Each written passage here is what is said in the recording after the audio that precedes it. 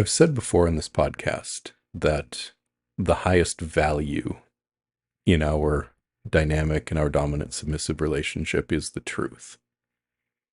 And I want to unpack that concept of truth with you today and really look at not just what that word is and what it means, but also what it is to us and how it's connected us to something deeper, both in ourselves and together.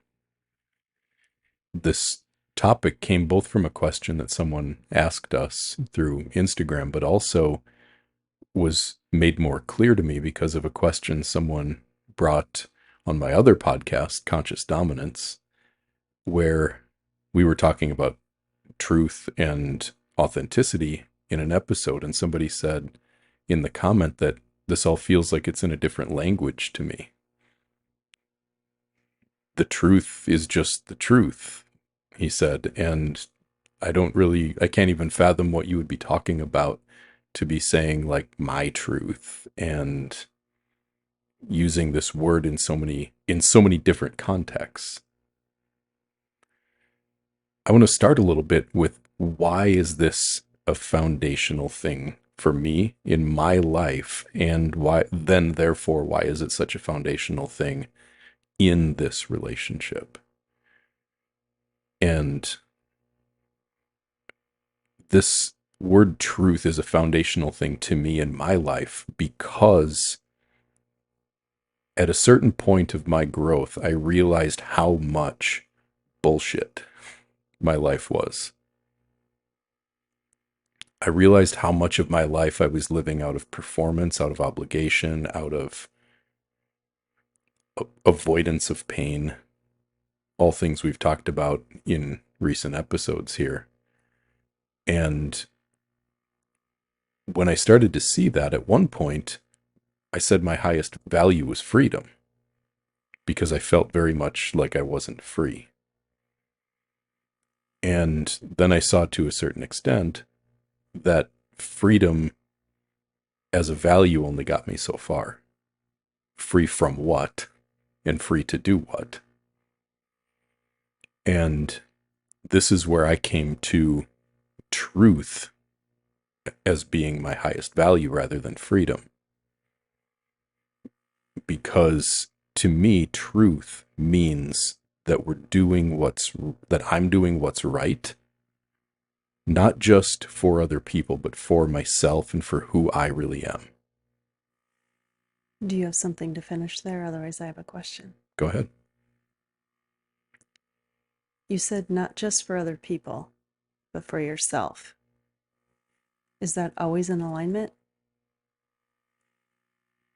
No, Tell me more. because sometimes what is right for me is not going to feel right for other people. And this is where I believe that we all have to choose ourselves and live in integrity to ourselves and not sacrifice ourselves. This is where the whole doctrine of self-sacrifice and where people sacrifice themselves and give up everything that they want and need to please other people, thinking that somehow that's going to get their own needs met. That's where all that comes from. How do you tune into what is right for you if you're using that word right? Because if you use the word right, is there a wrong?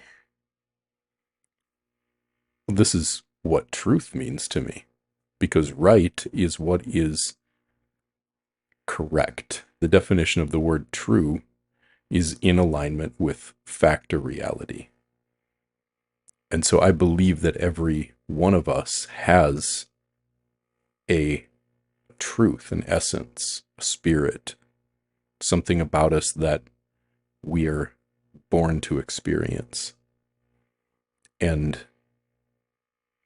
to do what is right for me is to do what is true to that essence. How did you arrive at the fact that we have an essence, that we have a soul? How do you tap into this right and wrong and this truth? for me, it was by going so far and so hard away from myself that I eventually broke. Fuck yeah. This is like, we only know the light by also having the dark. We wouldn't ever know that light was a thing if it wasn't dark sometimes. And for me to understand this concept, I had to understand it in myself, which then helped me see it in you, which helps me now really be able to see this pretty clearly in almost anyone. It's a gift I believe I was maybe born with, or maybe I've developed, but it's definitely a gift of mine to be able to see people in this way. So how I came to it for myself was chasing money, chasing status, chasing reputation, ignoring my own needs, my own desires, my own wants, the things that really seemed like they mattered to me, the things that felt like who I was, casting those aside, and instead chasing after the things that I thought were going to give me what I wanted, which I believe we're all seeking joy and happiness and peace and some sort of ease and freedom. But I went looking outside of me for all of them, and I did it so hard for so long, and I shut down everything about who I was in the process that eventually I broke. And from that place, I was able to see how far away I was from who I really am. And it showed me that all the way back at my very core, meaning like the person that I was when I was young child, there were things about me that were still exactly the same inside of me, that never changed, that have always been there, that have always been screaming at me from inside of me, this is who you are. And I had just ignored that for so long that I eventually started to recognize that my job was to be that person I was born to be, not the one that I'd been trying to become. You're using this word see. You started to see in yourself. Mm-hmm. What, how is that different for you? What shifted? What's your experience like in actually connecting with what's right for you, and not just seeing it, because you're not seeing it with your eyes? So what I want to tap into this experience of it, because I know my own, but I want to hear more about, and I will add, I know my experience of you speaking truth, and my felt experience of truth when, yeah, I guess when you speak it. But what is that like for you? How do you know? I think I just know is too trite of an answer, but it is right. But how do I just know? Because I got so clear on how much I was bullshitting myself. I was able to see, and to your question on that word see, it's, yes, it's not with your eyes, like it's not with vision seeing, it's with understanding. It's like a seeing the whole picture of life and what's correct, what's in alignment with how things are supposed to be. If there was no if there were no constraints, if there were no egos, if there were no protection mechanisms at play. To be able to understand what could be, I guess, is maybe instead of should, what could be if there were no if there was no bullshit, if there was no baggage, if there was no trauma, if there was no wounding, if there was no hurt, to be defended against and protected and triggered. Seeing, for me, is really perceiving the distance between where things are and where they could be, between the current reality and the potential. And so I had to get good at being able to do that for myself and see who am I? Who am I as a human being? And I only really started to see that when I broke from running so hard for so long in the wrong direction. And then that perception and that ability to perceive that I developed by trying to understand myself and let go of all of these things that I had done to try to chase something better.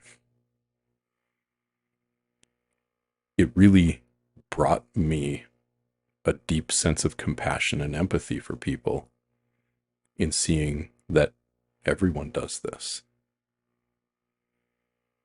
And that in turn has, I believe, allowed me to look at you, for example, and to help show you where that gap is, where that space is between where you are and who you were really born to be. So, who we are born to be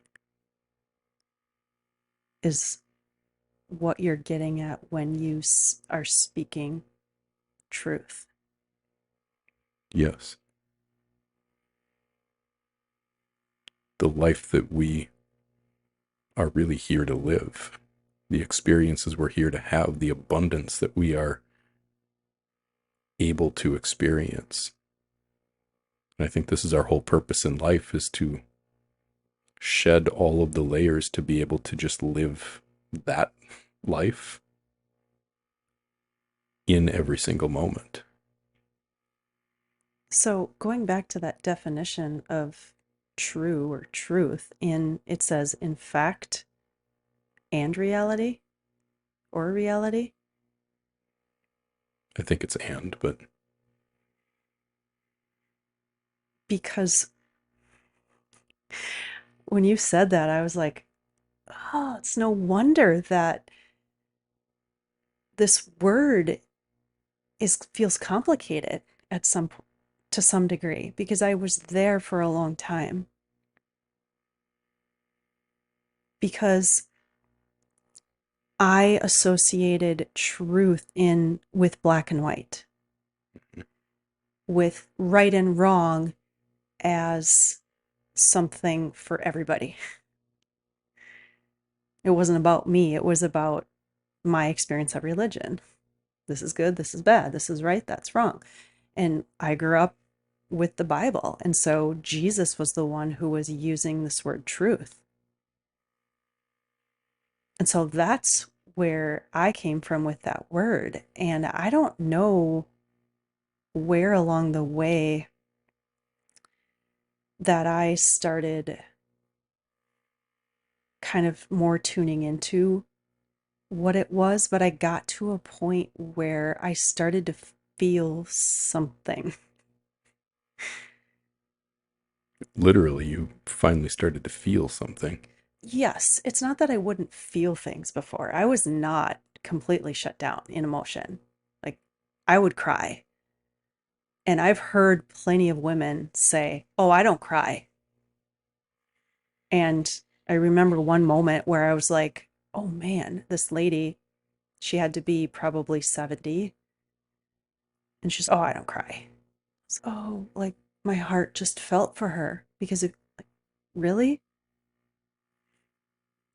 The way I heard it is, I can't let myself cry, which is the truth in it. But I started to feel things that eventually I started to feel the appropriate words to feel like in alignment, and things weren't in alignment. And all I can really speak to that for me is paying attention to the difference in my body. And I started to have to detach from, well, if this, I have to get these words in order here. If this is true for me, is this true for that person and you and that person and that person? And it was like, again, I was using two different approaches to the word truth to make decisions and to feel into these things. And I really had to break out of that and really attune to the truth that you would speak and what I would also feel in my body and my own experience. And I got to a point where I realized I couldn't argue with when things felt aligned. And for me, that was the big shifting and living from my mind and living from my body. You hit on a really important little nuance to this, that truth as an external right and wrong is actually where all lies are found. Exactly. And this person who commented and said, in a way that I certainly understand where he was coming from, that this felt like a different language. It does, because what we are saying is there's a truth in every one of us that is based in who we are. And to live in truth means to align your life, your actions, your lifestyle, to bring how you are living your life into alignment with who you are. And if you are looking outside of yourself for any kind of permission, for any kind of confirmation, you end up in the wrong, you end up out of truth, because it does not matter.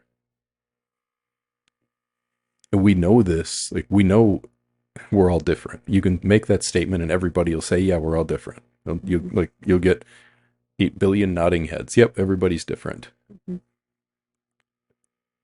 So then to expect everyone or anyone to be the same, this is right for me, so it must be right for you. This is how we get out of authenticity. And we try to start figuring out who we are by defining ourselves by group identities and by religions and, all sorts of things. And the solution to this is always individual. And it's always internal. And that's where my truth versus the truth are very different things. But if we want to live these lives that are awake and alive and full of energy and special, the only way to do it is by being who you are. And that's hard. It's challenging in a world that doesn't respect authenticity, because you have to go against the grain. You aren't going to fit in. One of the best examples we have of this is me asking you to be my submissive, because this was something that I had carried around for decades as an interest or curiosity of mine that was really getting at something that was a deeper truth for me. That there was a reason that I felt so interested in this and so called to it and so full of desire for it. there was also a reason why I suppressed it. And that's where I want to go, like, with this next, is there was a reason that I suppressed that for so long. But in being able to speak up for it, to ask you that question, to give you a chance to say yes, it has brought us into so much more energy. Before you go into suppression, I want to clarify a point there Mhm. that I think you're making, is that you find truth through these deeper desires. Mhm. Yeah, they show you something about yourself. And a lot of times those desires are really, I believe that they are, if they're buried in shame and self-hatred, and if I'm living a life that is not in truth to who I am, this desire may be not pure, but it is showing me something. It's pointing me to something that's pure, that's true, and that's right. And this is why suppression shows us the way to truth. These desires, especially the ones that we resist and we push down, why would we be pushing them down? We assume because it's bad. Like, we think it's because they're bad, right? If you're weighing them against an external truth, of course, someone else might say it's bad. Someone else might say it's good.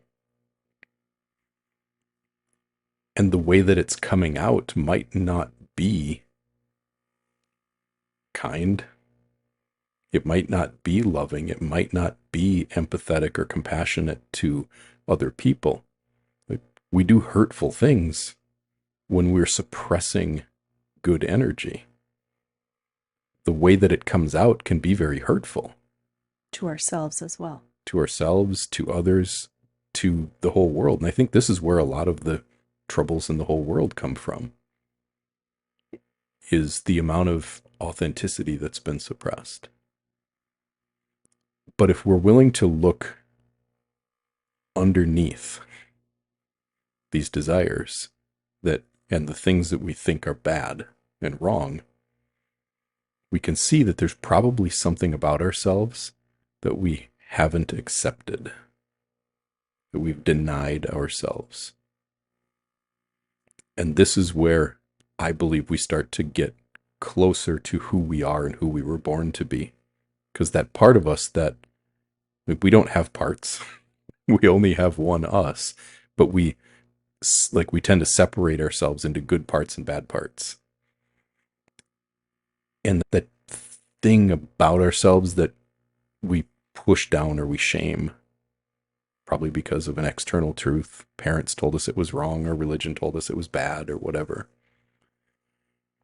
That is something that meant something to us, to our authenticity, to who we were born to be.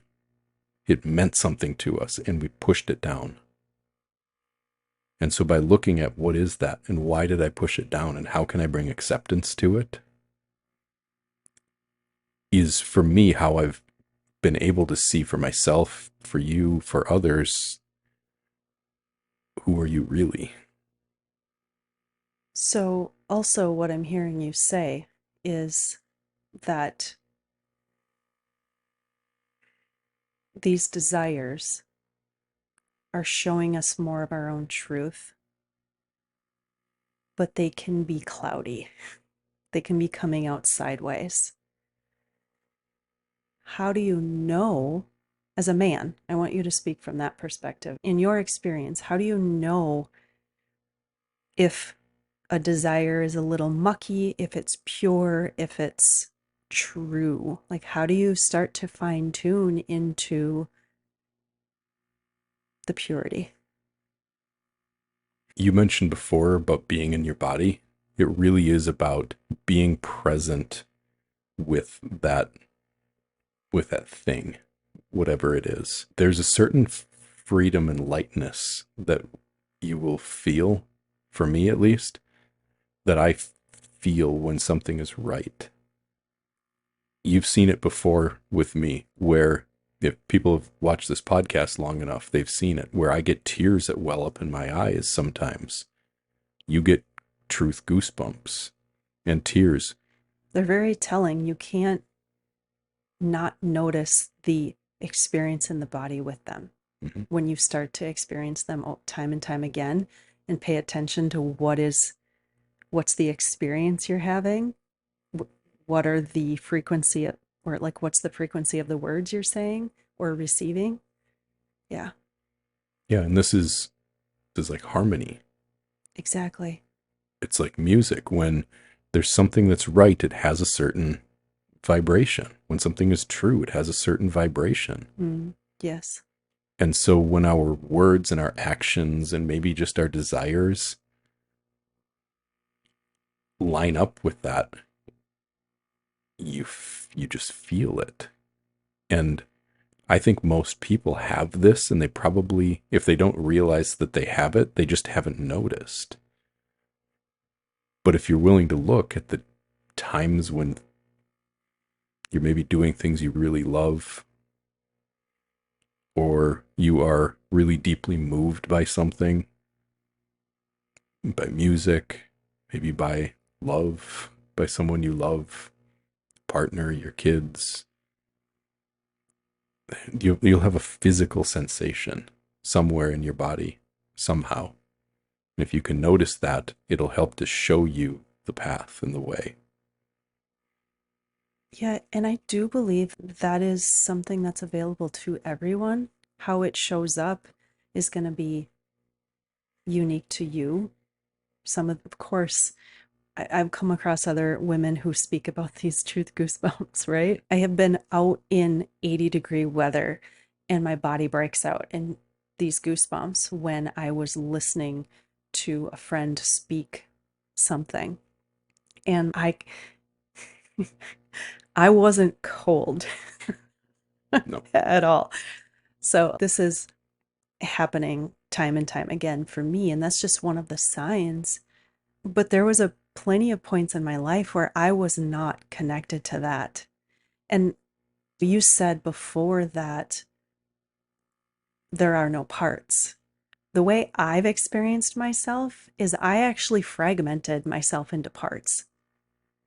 Or maybe I didn't completely do all of it. And now in certain things that I've uncovered, it feels like I entered this world with some things that were by, if we're going to say it this way, no fault of my own.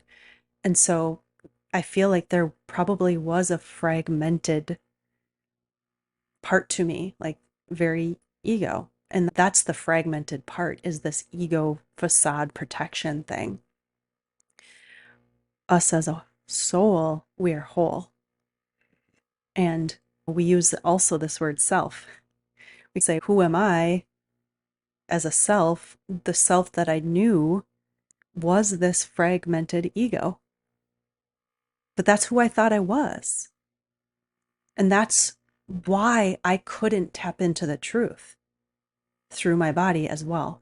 That's why I was so dissociated from my own life experience. And also why once I started feeling, once I started releasing, letting go, why all of this experience in the body only started to open me more and more. And I started to be able to tap into that felt sense of truth that I do believe everybody has access to. That is our life experience that we get to find. When I was going so hard, so fast outside of myself and away from myself, I didn't have those experiences of tears welling up in my eyes very often. I first found and recognized that about myself when I was singing as like a high schooler. I sang in some very high level, like really special choirs with some really talented vocalists in my high school and college years. And there were times like my body is feeling this and tingling right now, just remembering it. There were times that the harmonies were so perfect and so pure that I couldn't stop tears from coming out of my eyes and running down my face. And just recalling that memory of what that felt like is making tears well up in my eyes right now. And I remember having to learn how to continue to sing through that feeling. When in a choir, you generally have 8 parts: soprano, alto, tenor, bass, each broken into 2. Mm-hmm. But then in some of these groups that I was a part of, especially in college, we would break those 8 down sometimes into 2 or 3 more. So you may have 6 different tenor parts because you're enunciating different consonants and holding, some people holding vowels longer and not putting the end consonant. So you would have a very, even though you might be in a choir of 80 people, you might have a very important part to create the perfection of this music that was only yours. Like you may have a solo that was necessary to create this piece of music. That sounds like one talented conductor. Is Yeah. that of a choir too? To lead that. Wow. Yeah. Dr. Renee Clausen, special man.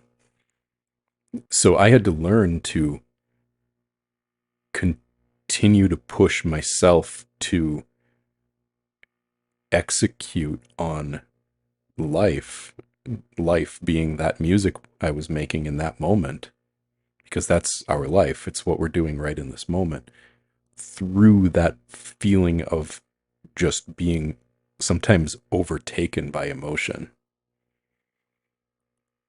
And now saying this, I haven't ever thought of it this way before, but that is, I believe, what life can be like for us as human beings,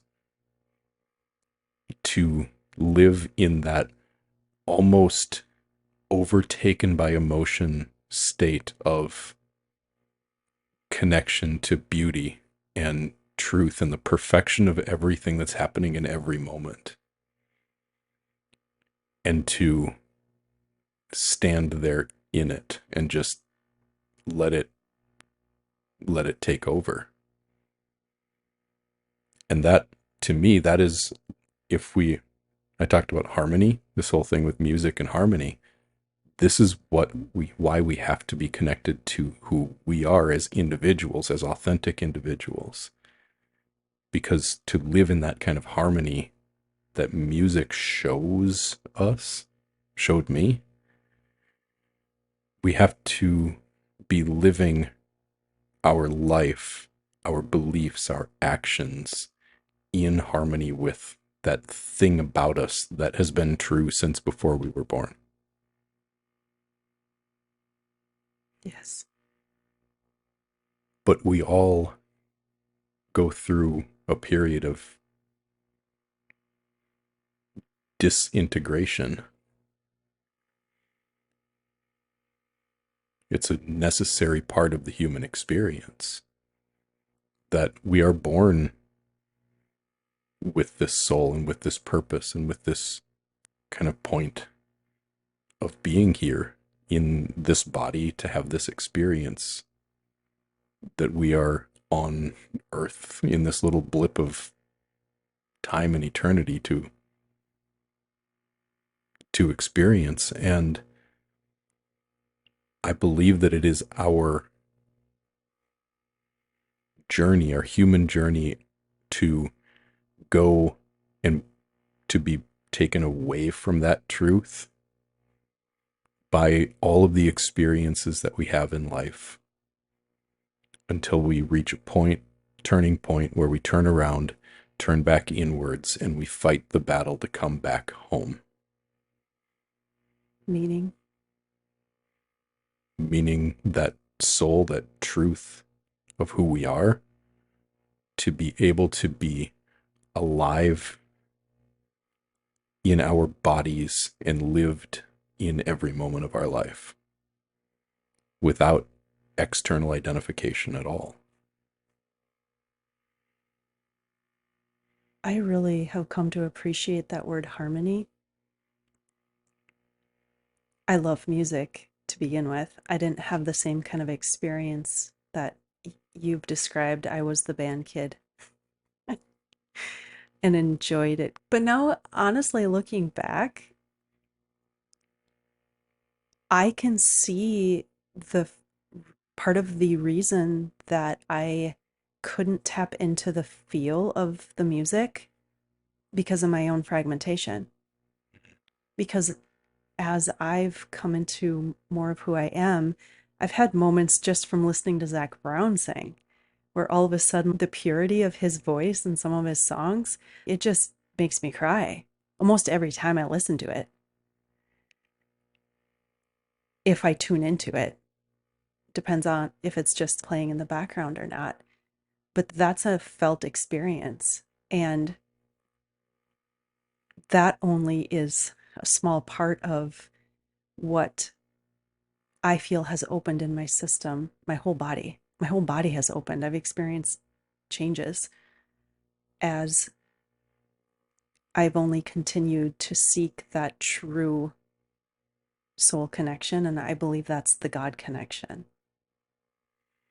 as well. And I mean, that in itself is something I've had to reconcile, doesn't quite feel like the right word, but trust. Because the experiences that I've had now of feeling God, hearing God, was not my experience while I'm going to say it this way, was trying to be a Christian. And I say trying because of my experience of seeking the external truth was leading me in the wrong direction. Another way to look at this word truth is using the word integrity. That's come to my mind a few times now. So to live in truth, to me, also means to live in integrity. Yes. Something I've come to really find important, though, when we say living in integrity to what? Because if my values are, if the things that I value are not in alignment with who I am, I'm still not living in integrity. I can say that I value this and value that, but if those aren't really aligned with my soul, with my purpose, with who I am, then I'm still not living in integrity, even if I'm following those very closely. And this is what happens when we align ourselves with an external code. When someone else gives us a code of ethics or a code of conduct or a set of laws or rules that we try to force ourselves into, we can try all we want to live in alignment with those, and we can even do a really good job of doing it, but you're not being yourself. You're still trying to be someone else. And the process of living in true integrity, real integrity, I'm going to back that word up a little bit, integrate. But in order to integrate our lives into the truth, first we have to disintegrate, which is to undo the ways that we have integrated external beliefs and external systems of and expectations of conduct and action. We have to throw them out the window. Now, we may come back to some of those being a part of our authentic truth, but if we've accepted them just because we thought we were supposed to or someone else told us to, we are not being ourselves. We're just trying to force ourselves into a box that we think is going to get us what we want. And I've got news for you, it never will. So we have to be willing to go through the disintegration process. We have to be willing to let everything die. And when I say everything, that our experience of this is the deeper we go into who we continue to find and see ourselves to be, the more that we realize that everything that we had done in life, in a lot of ways, was not it. Yeah. And I had to really learn to take responsibility for all of my own part in that, including the things that I felt like I didn't really have a choice on, but it was still the ego me agreeing with so many different things and protecting myself in so many different ways. And so when I came face to face with some of those big things for me, it just felt really confronting. And I started to feel like I had been living a lie. And I was. That was true. But also really sad. Like when you say things had to die, yeah, grief. I've experienced a lot of grief because what was dying was just my own attachments. And it's in that letting go of those attachments to the lies that I found the truth. Now I have the language for it with truth and lies. I didn't earlier in my journey, but I couldn't live with feeling a truth and feeling the lie. Like one has to rise. And I'm not choosing the lie. The truth always will win when I'm seeking authenticity for myself. And fuck if some of this hasn't been extremely painful. Extremely. Confronting on every level. Yeah. And I've had so many moments where I felt like I wrestled with myself. And it really does. This is why you mentioned responsibility. We can only be responsible to the depth and level of our awareness of what it is that we are doing and what's actually happening. If Right. we can't see yet that we have been living out of integrity to ourselves, then we can't hold ourselves responsible to that. We can't be held responsible for it. Oh, has that been a hard one for me to really find the self-acceptance in? And forgiveness. For we've both been through these periods of having to really deeply forgive ourselves for things that we've done and ways that we've lived and actions we've taken when we didn't know any better. Yeah, I've said this a million times. I didn't know what I didn't know. But I would say that from my mind, and from my body, I was still holding myself responsible for my girls. I was holding myself responsible for their lives, their choices, their happiness, their joy. And wow, did I not see how deep that ran? But then as we become aware, and as you and I have become more aware of who we really are, what we really are, what we were born to experience, and the lives that we were born to live, that's when we can start to see There's that word see again, Yeah. which I want to come back to. We can see then, I've been thinking that this is me.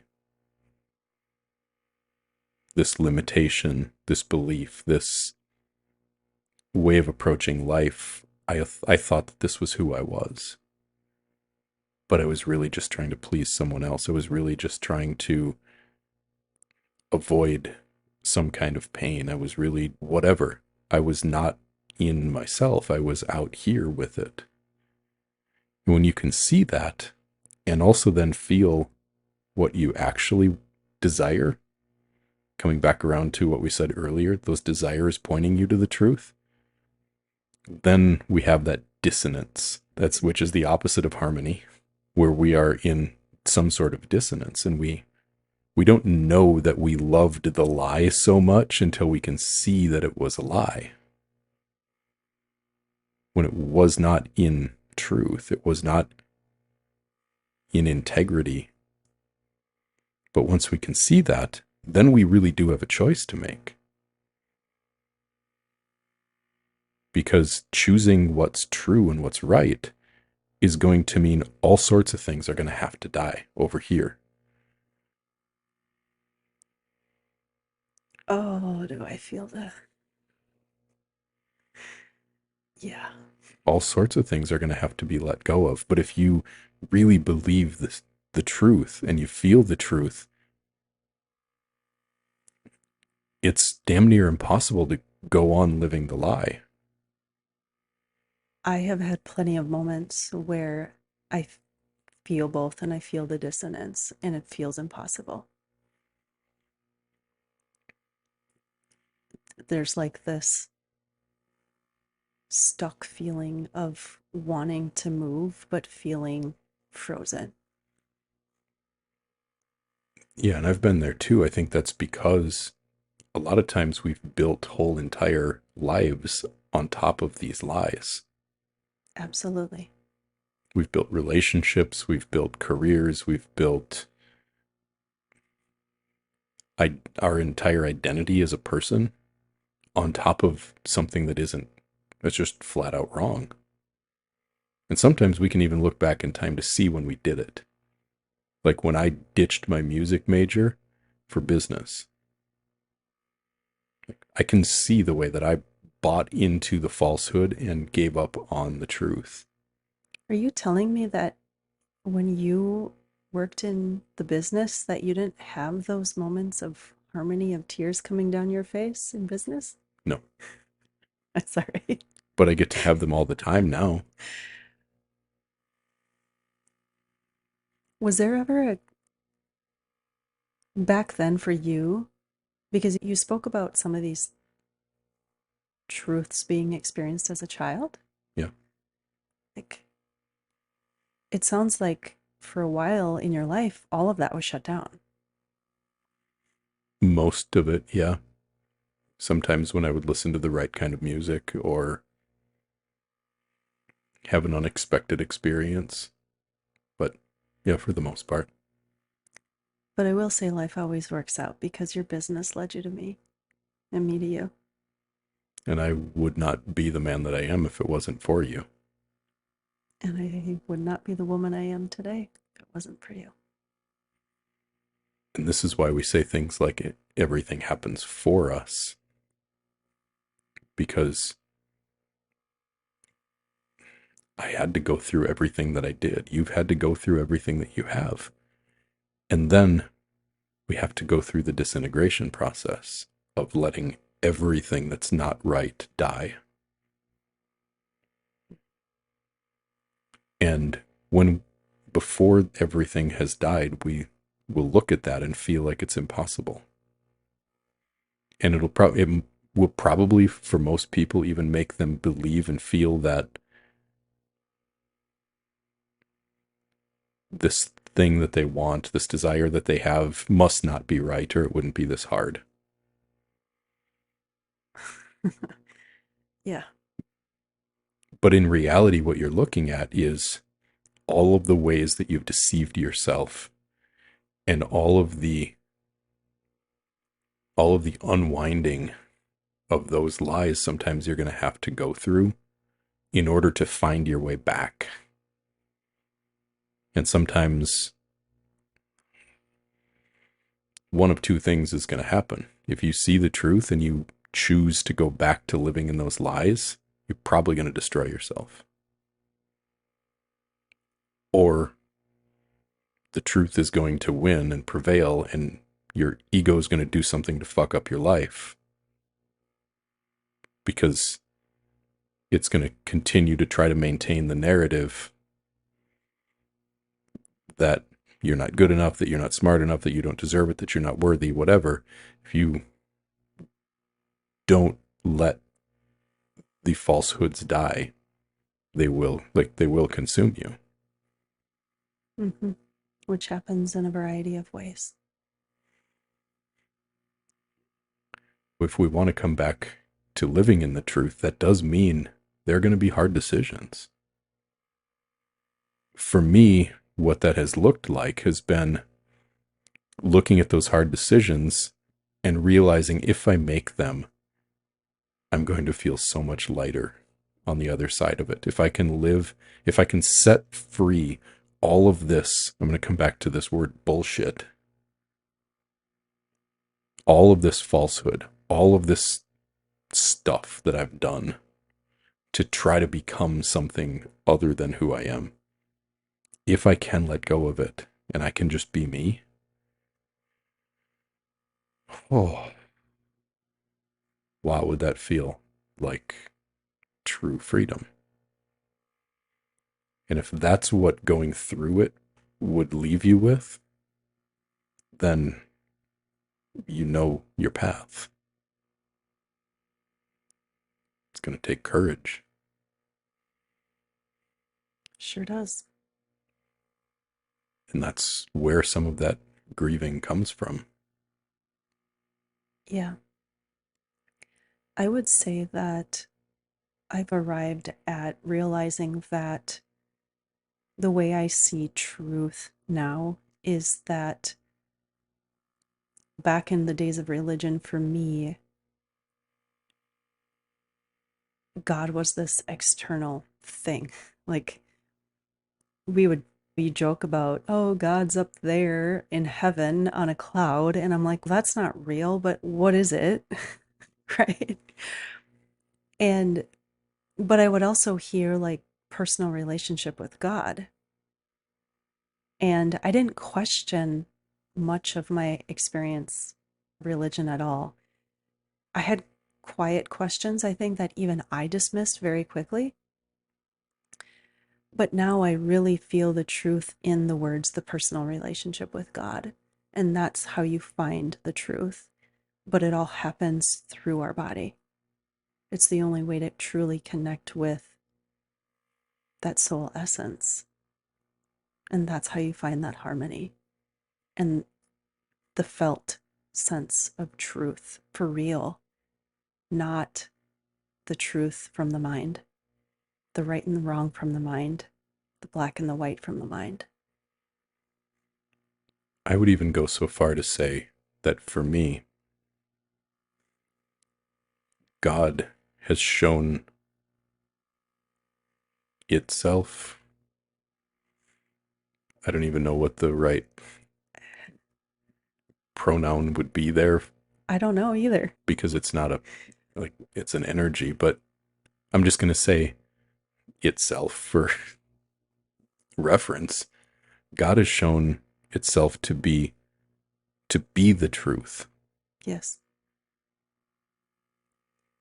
Like not an external entity that is trying to tell me what's right and what's wrong, but the actual feeling of being aligned, congruent, in integrity with who I was born to be is God.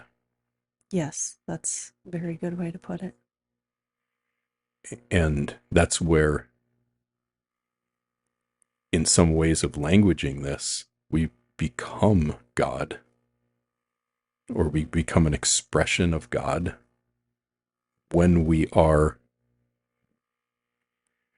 allowing our soul to live freely in our body, and that's what I believe it is to live in spirit, is to have no separation between purpose and existence, to have them be lived in perfect harmony with each other. And this is my belief, and I will die on this hill, that when a man does that in a way that is done in integrity to himself, and he does so with an open heart, alongside of a woman who is doing the same work for herself to be everything that she was born to be, and she does so with an open body, and we do this side by side. We have to do it side by side, one, because we can't see all of the truth of ourselves except in the reflection of our opposite. We need a mirror. And I've needed you every step of the way to see who I really am. The very thing that attracted me to you at the very beginning of our relationship, like the number one reason that I was drawn to you, was actually the deepest truth about myself that took me 15 years to connect to. And I believe that when a man and a woman do this side by side, honoring the way that they are opposite from each other,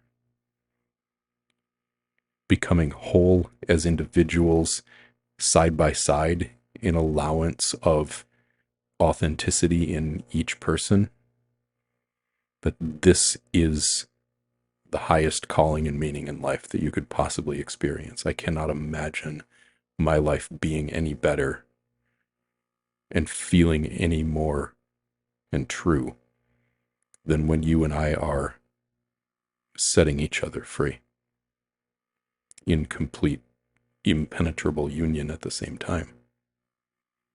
Yeah, and I want to add to that union aspect is because you're speaking side by side.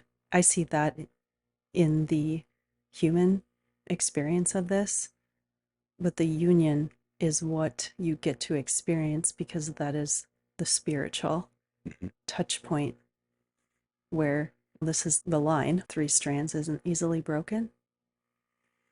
And that's you, me, God. God through you, God through me. Yeah. And this is where we come to love God through each other. Mm-hmm. By loving the truth in who you are, by you loving the truth in who I am. And yes, side by side, 2 separate human bodies, but absolute oneness in every way on an emotional, spiritual, energetic level.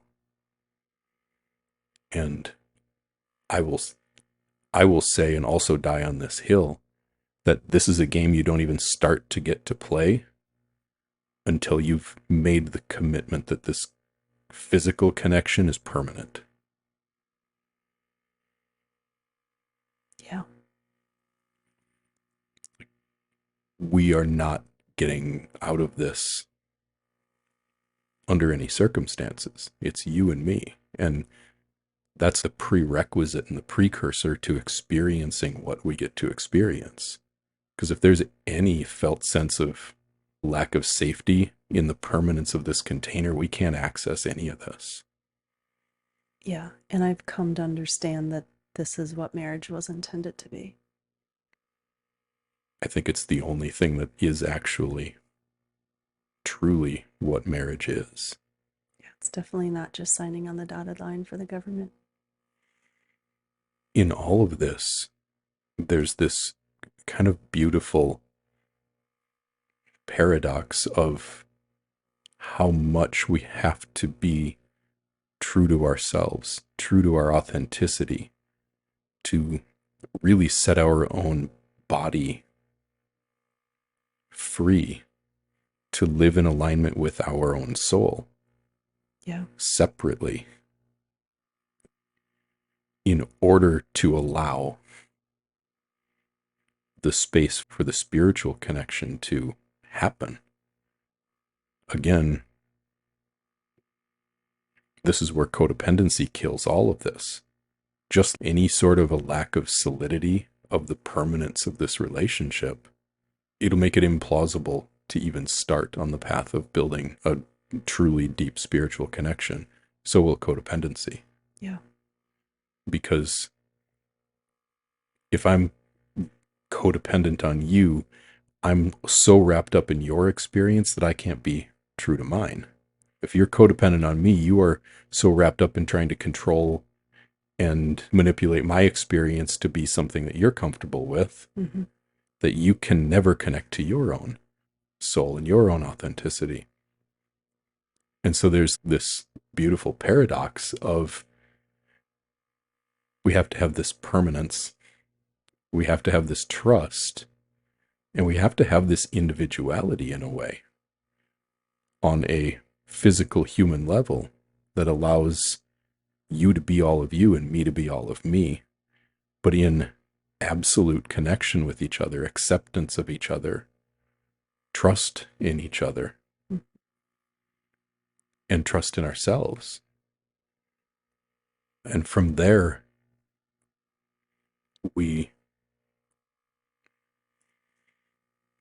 there just aren't words for it. There really aren't. This is where I just hit a brick wall when I want to teach people about this and I want to share about it, but it's like magic and ecstasy and bliss, and all of the words just feel like they just don't get it because it's so big and it's so special. And it's a felt experience. Exactly. It's an emotional experience and it's a spiritual experience which doesn't have words. You can't write an instruction manual, but the things we've talked about here today are how we have found our way to this place that we are living now. Thank you. And thank you. This is something that's deeply special and meaningful because, well, like I said, for me to live in truth, I have to see the truth. And tie all these things together here to round this out. For me to live in truth, I have to see the truth, which means I also have to see the lies. And then I have to be willing to make all the decisions that I have to make so that I can independently, separate from you, be living my life in alignment with that truth, but also completely counting on and relying on your acceptance and your encouragement and celebration of me being me. And I have to do the same for you. And if it wasn't for you living in a shadow, shame-filled expression of who you didn't want to believe that you were when I met you, we wouldn't be sitting here 15 years later. And your ability to see me. Yes. There's been just so much trust and so much unwinding and willingness and surrender on both of our parts. And I'm so goddamn grateful to you for everything that you are and for everything that you've shown me by just opening yourself to me and allowing me to see you. You are special. Thank you. And thank you for opening your heart to me. I know we can't go back, but boy, do I wish I could sometimes. It all happened for us. So this willingness to be really vulnerable on an existential level, and to trust on an existential level, and to believe in ourselves, forgive ourselves on an existential level, and to trust that we can be fully ourselves and still be accepted and loved by each other is just, it's been pure magic. And my hope is that even though this was a somewhat esoteric and at times rambling conversation, again, you just can't put perfectly crisp, clear language to these concepts because they have to be felt. And so my hope is that somewhere in this, we've helped to point people to the most important thing, which is to go inward. And if you can have two people both going inward alongside of each other, you can find some really magical experiences together. And if you don't know where to start, two people who can be your guide. It's what we do. Thank you very much for having this conversation with me. And thank you to all of you for tuning in and listening and watching. Thank you for being with us.